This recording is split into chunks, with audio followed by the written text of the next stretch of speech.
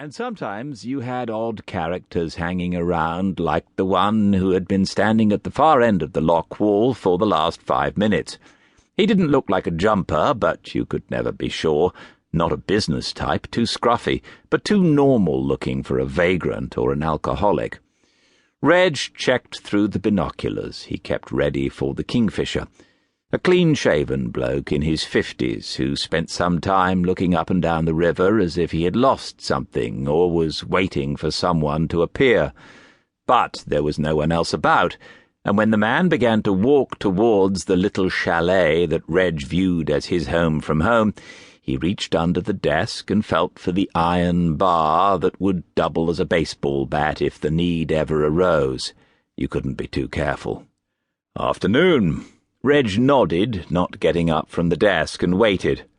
"I take it you're the lock-keeper?" "Yes." In the following pause the man looked at him steadily until it was Reg who felt the need to continue. "You lost your boat?" The man shook his head, smiling now, friendly enough.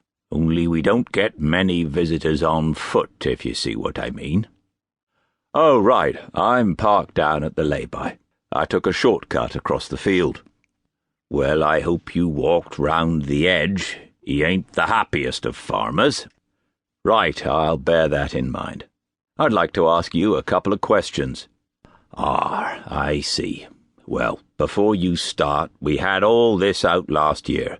I'm allowed to earn for exactly the number of hours that I do earn. It's all above board, and I can't understand why you benefits people keep coming back about this.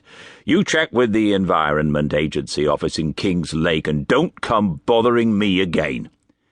Still smiling, the man reached into a jacket pocket and took out a small wallet, opened it, and placed it on the desk in front of Reg. "Oh, right. I'm assuming that they're not sending coppers out to deal with benefit frauds, then?" "Not yet, and if I may say so, you don't look the type." Pacified, Reg looked more closely at the warrant card. "Sergeant, it says. Don't your lot normally go around in twos?" "Not all the time. Not anymore. Spending cuts. You should write to your MP." Reg released his hold on the bar under the desk and pushed the wallet back towards its owner. "What can I do for you, Sergeant?" "Ah, right, I was wondering whether anyone does a duty here on Saturday afternoons, last Saturday in particular." Reg was already reaching for the logbook as he answered. "They do. Me and Bill do it alternate weeks. You're in luck because it was me last Saturday, but we keep a log anyway." Smith nodded approvingly, resisting the temptation to take charge of the logbook himself as Reg continued, "Do you know what this is really for? They say it's for our own protection, but we know what's going on." "What's going on?" "They want to know if they can save a bit and end these duties. Put up a sign and tell people how to do it all themselves. That's what'll happen." "It's the same everywhere. Cuts and more cuts." Reg had the book open at the last completed page. "Here we are. We record all traffic, registration numbers of cruisers." "What about canoes?" Reg glanced up from the book. "And canoes. Technically, they should be registered as well, but lots aren't. Not our job to enforce that, but we note 'em all down." "May I take a look?" Reg spun the book around, and the detective ran a finger slowly down the final column of entries.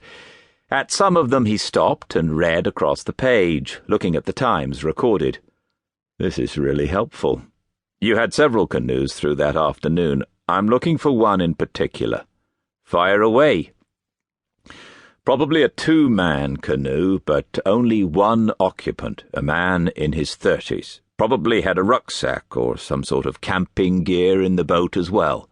This one." Reg turned the logbook halfway round, peered at it long-sightedly, gave up, and reached for his glasses. They both studied the entry at the end of his finger. "With respect, Mr. Harrison, Reg." "With respect, Reg? How can you be that sure?" Reg removed his glasses.